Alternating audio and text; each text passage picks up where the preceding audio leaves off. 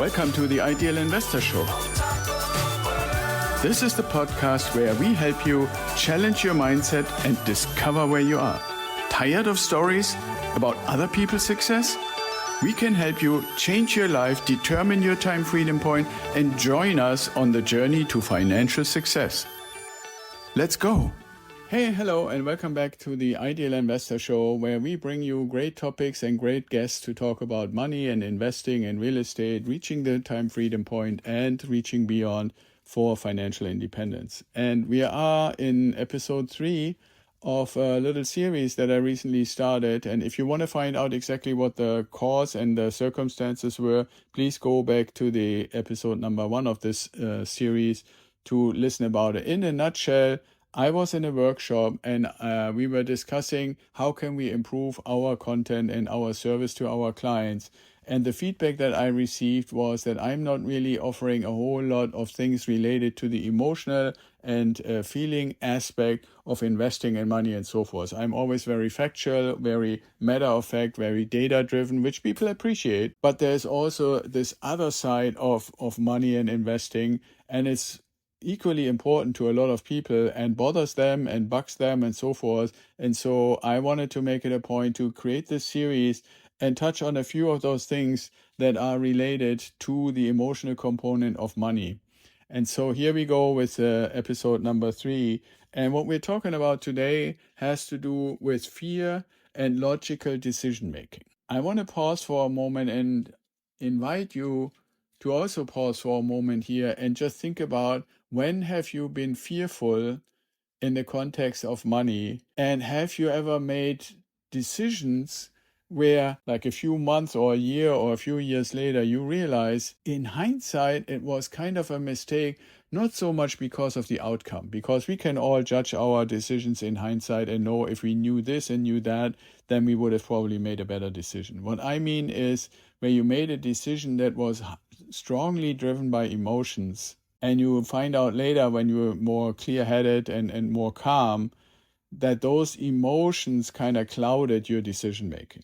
I want to give you a little bit of a situation here. In a sense, I would say strong emotions like fear can override logical thinking in financial matters, and they can lead to impulsive decisions that may not align with your long-term goals. So here's how that worked out for one of my clients. John, who is normally and usually a cautious investor, he called me kind of like all panicky during a market downturn. A big one where like for, I think it was 5 or 6 or 7 days in a row that the stock market actually kept going down. And he had a pretty large investment in all kinds of different stocks. And every day when he opened his online trading tool, almost everything was red. And so the minus numbers, so how much he had lost, kept increasing. When he called me and he was like totally up in arms, he said, I need to sell everything and it's all going to shit. And if I don't sell now, then I will lose even more. And so it was really, really obvious that he was not really thinking this through. He had basically gotten more and more fearful that the market keeps going down, is going to wipe him out. And this fear of being wiped out and losing all his money made him pick up the phone and call me and say, hey, you have to help me get rid of all my investments before it's too late. What we ultimately did, I basically said, okay, do you think you can spend like half an hour where you and I just talk about it? And initially he said, yeah, I think so. And then he said, well, I'm really worried about the money thing. Shouldn't we do something about that first? And I asked him, okay, so what are some of the things that really calm you down? And he said, well, like if I sit down and get out of my office and maybe get a cup of tea or a cup of coffee or something like that. I said, yeah, why don't you do that? Why don't you just, leave your office, go maybe on a short walk or something like that, then come back, get yourself a cup of coffee or tea, whatever you like, find a comfortable couch or something, and then call me. And he actually did that. I mean, we have and still have a very good relationship, and he was listening, and he, I suspect, thought, okay, if Axel tells me this, then it probably has a reason. And it did, because then he was much calmer. I could already hear it in his voice. And what we actually did then when he called me the second time, I said, okay, John, tell me from all the different mentoring sessions and stuff that we have done, the big ones, what were the big goals that you remember that we were to work together and go after? And he told me about the time freedom point and the number and how many properties and all that good stuff that we get through ultimately with every client in our mentoring sessions. And so I asked him, in this context, have your goals actually changed because the market that you called me first about has shown this particular behavior? And his answer was no, like expected. And I said, okay, so do you actually think if you were to hold on to your current investments in the stock market, that the market will forever go down and be at zero and never come up again? And he said, oh, that's totally crazy. It will come back up again. I said, okay, so what you're really facing, if you think about it, is this fear that you will be the last one who owns any of the stocks that you own. And if you really think about it, if you just hold on to them, yes, you may have missed the point where you could have or should have sold them. And I'm not an advisor in stock investing or anything like that. You know that I'm more into real estate investing and gold and silver and those kind of things. But just because you missed the point to sell to preserve what you had and the profits that you may have had in there does not mean that there will never be an up market again. So you can either realize these losses, even though you had no intention, even if the stock had not gone down, to sell it right now because it's part of your long-term plan, or you can just keep it. So tell me what you really want to do. And if you tell me, and so he said, well, I still feel that I should sell it because I think it's going to go further down. And then the really, really important question was, are you selling out of fear, or are you selling because that's part of your goal?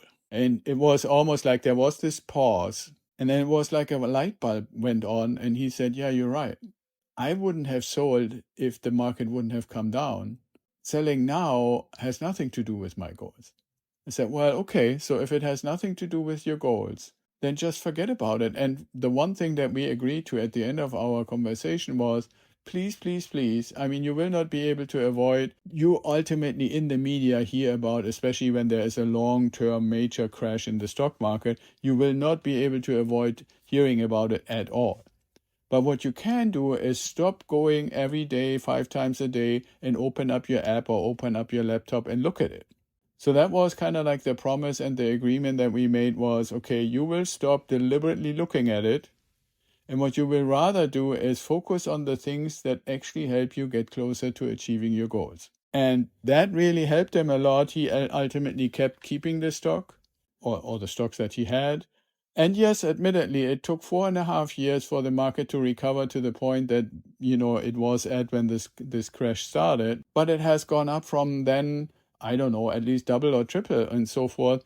And he would be the one who would basically tell me, I'm so glad that I actually kept the shares that I had, because now they really fulfilled the promise and they're actually helping me achieve my long-term goals. Right? But he was in such a panic for fear of losing all his money, even though it was only on paper, that he would have sold all these stock investments.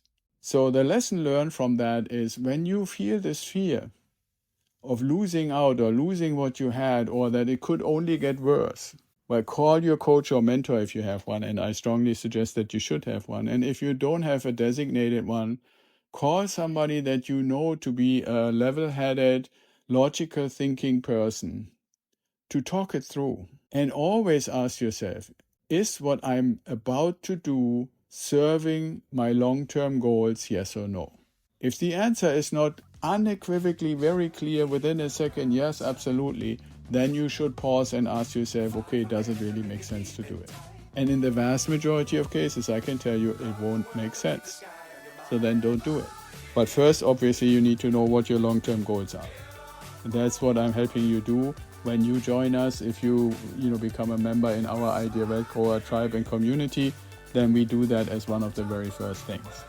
So if you like to talk about it, please go to idealinvestorshow.com, find the button to book a call and have a conversation with me, and we can see if I can help you. But this is an important lesson. When you feel that you kind of get jittery and nervous and fearful, don't make any decisions that you're probably going to regret in the future. especially when they have to do with money. So that's it for today. Be well and stay safe, and I'll talk to you tomorrow.